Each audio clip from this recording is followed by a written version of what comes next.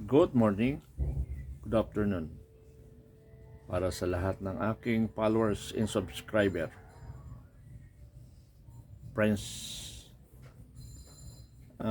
mayroon akong gusto lang iparating sa ating mga kababayan. Para bang kung ikaw ay lumalaban sa corruption, lumalaban sa tiwali, ikaw pa yung masama. Gusto ko lang iparating sa ating mga kababayan kung kailan ako nagsimula nito. Sa panahon pa ni Pangulong Duterte. Because I retired 2014 January So masama bang punain, batikusin ang mga tiwali sa gobyerno? Hindi lang sa panahon ni Pangulong Marcos itong ginawa ko. Panahon pa ni Pangulong Duterte ito. Pero nung ako nasa serbisyo, ganun rin ako. Ang dami kong maraming mga kasamahan ko na nagtatampo sa akin. Kasi very strict ako sa pera ng taong bayan. Kaya ako ay nakikiusap kung magkaiba man tayo ng opinion. Matagal pang election para maghiwalay-walay tayo. Pero habang wala pang election, ang dapat subaybayan natin ang kaban ng ating bayan. Kung mayroong mang nasasabi kayo sa mga previous administration, walang problema yan. Pero yan ay propaganda na lamang. Bakit? Itapos na sila Anong magagawa pa natin?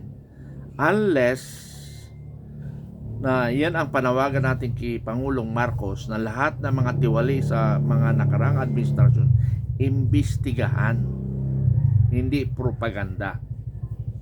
Kasi kung propaganda, yan lang ay paninira sa kaaway nila sa politika.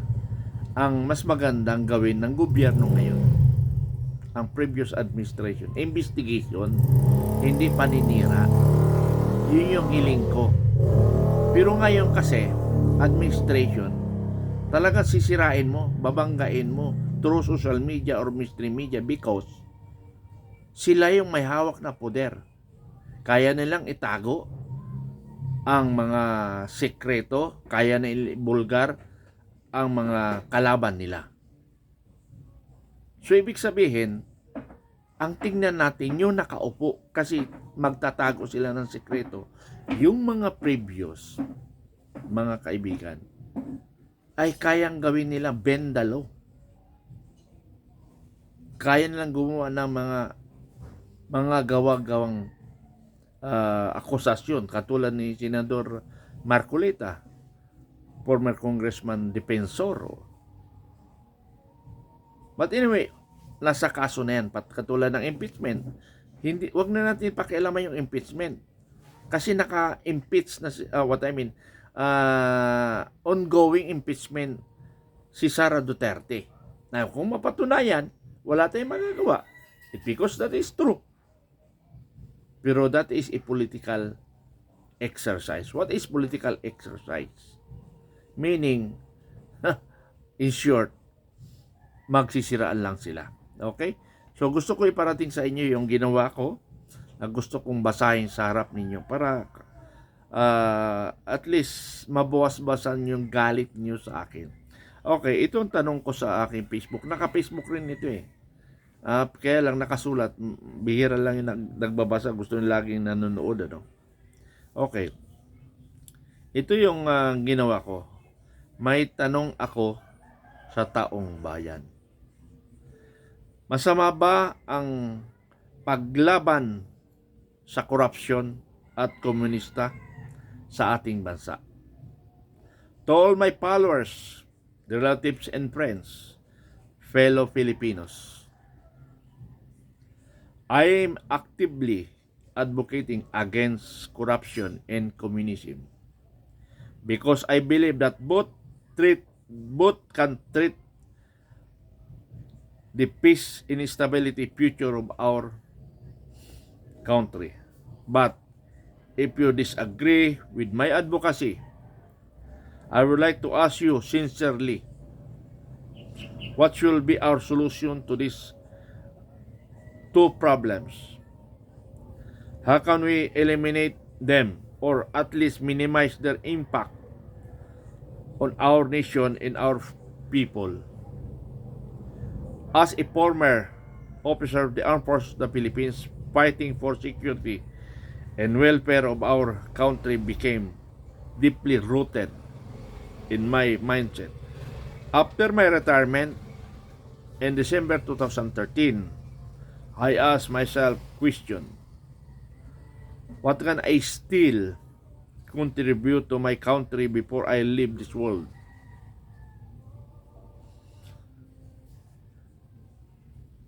That question eventually led me to be begin in my advocacy in 2020, time of Pangulong Duterte.